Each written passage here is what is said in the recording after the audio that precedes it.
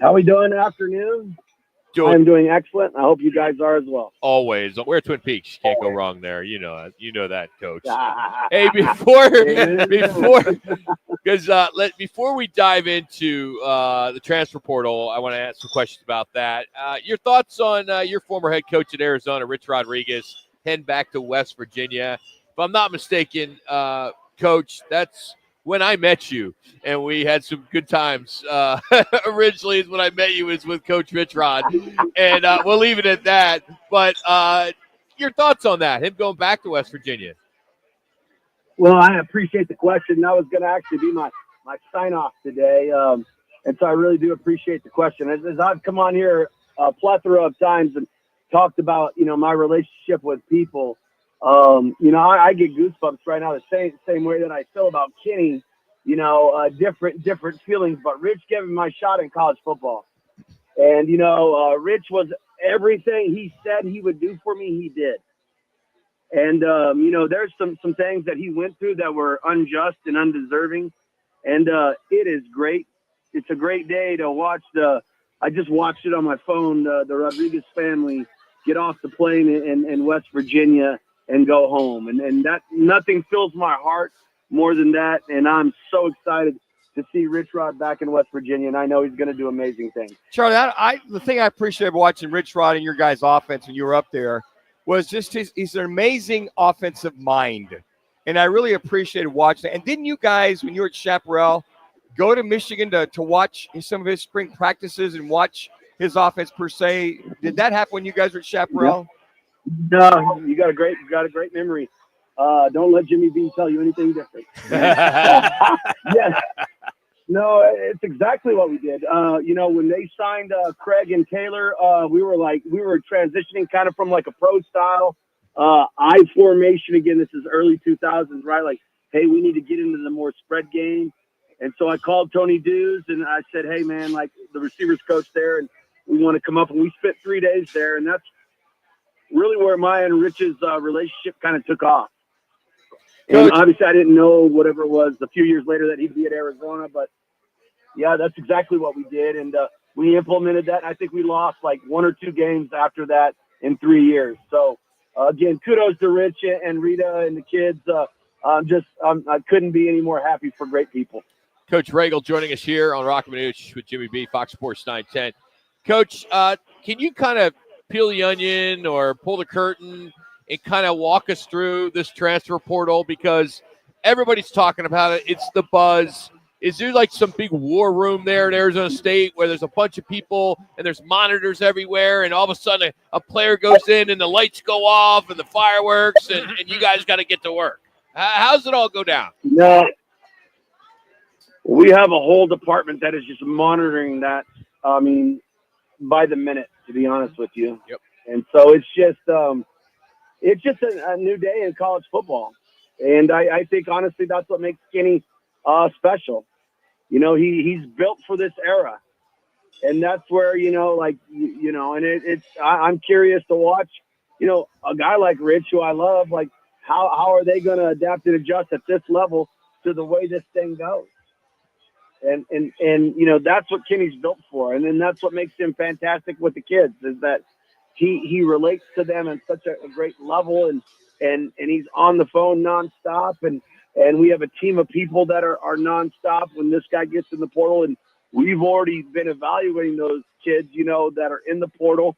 So it just, once it all comes to a culmination, if you will, the phone calls, the recruiting starts. But it is an evolving process that happens in real time, and it's certainly challenging.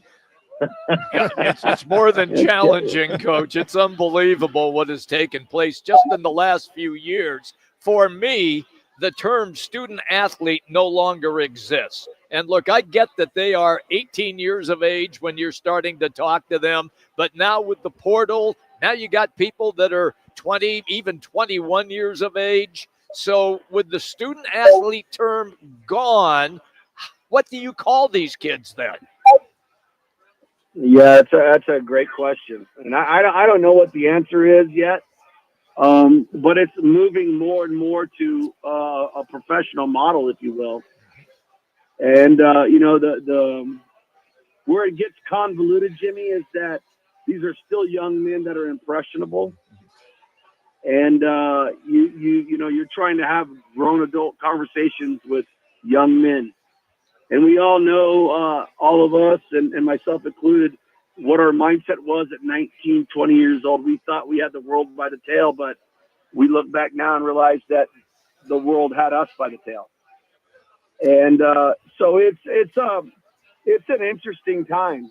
And they have to do a better job of creating some guardrails to help these young people, because so many people prey on them and give them false accusations, false information.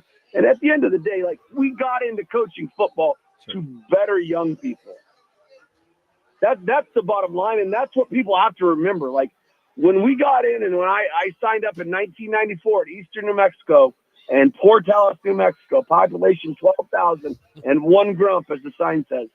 I came there to play football. I came there to play football and get a degree. And if I couldn't play beyond college, I wanted to coach and give back to what the game had given me. And those are, I truly believe the coaches still emulate that and they still want that. And I know the market, and I get that. I understand it. And my dad said, hey, don't be a dinosaur because you'll become extinct. Mm-hmm. Like, hey, you have to keep your knees bent, be flexible, and change with the times. I understand all of that. But we have to do a better job of adults setting the parameters and adding guidelines so we can make this thing flourish for the young men, but at the same time, still give them enough counseling and guidance that after college football, if they don't go pro, they have a chance to be successful. And Charlie, it sounds like a lot of coaches, good coaches, have gotten out of college football.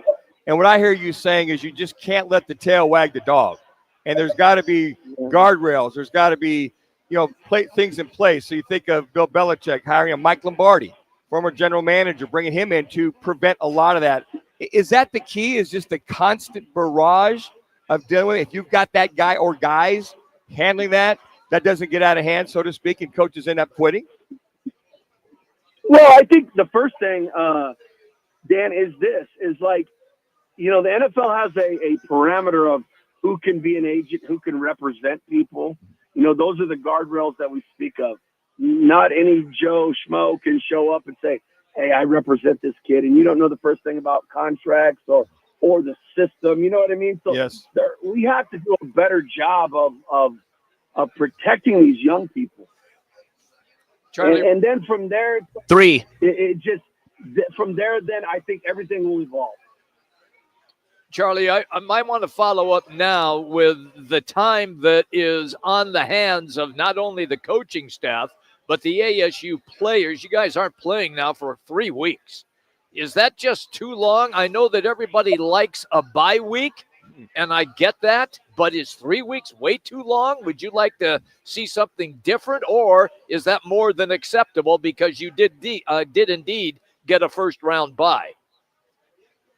Yeah, I don't know how you control that. You know what I mean? Like, I go back to 2014, down south, and we played in the Pac-12 championship, which was at the same time as this current Big 12 championship, and then we played in the Fiesta Bowl on the 31st.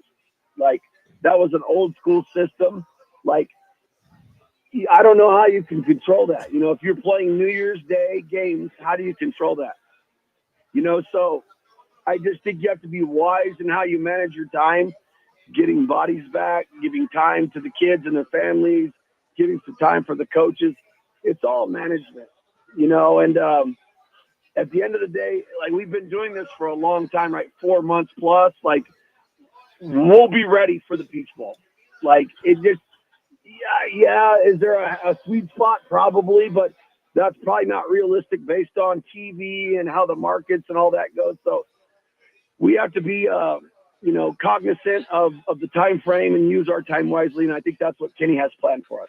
Coach, we appreciate you stepping away from the 8th hole today at Nationals. So thanks for coming on for a couple of minutes. We appreciate you, man. Thank you.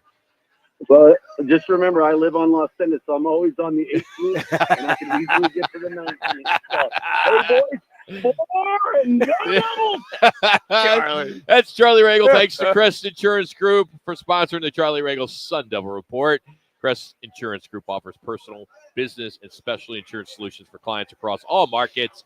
Check them out online at crestins.com. I forgot he's at Los Angeles. My bad. I shouldn't have said Scottsdale National. I thought he's a bigwig with all that money up there at Scottsdale National. But hey, it may be a little early, but I do want to announce a couple new remotes coming up at DraftKings at TPC Scottsdale. The National Championship on January 20th. We will be at DraftKings at TPC Scottsdale. So we will let you know we'll be there for that, doing our show from 1 to 4. And then we'll be back for the Waste Management Open on Monday and Tuesday of the Waste Management Open at DraftKings at TPC Scottsdale. Hey, coming up, not a surprise, but I'll ask the boys or the guys or grandpas, who's the most watched college football team in 2024? It's Football at 50 next. It's Rock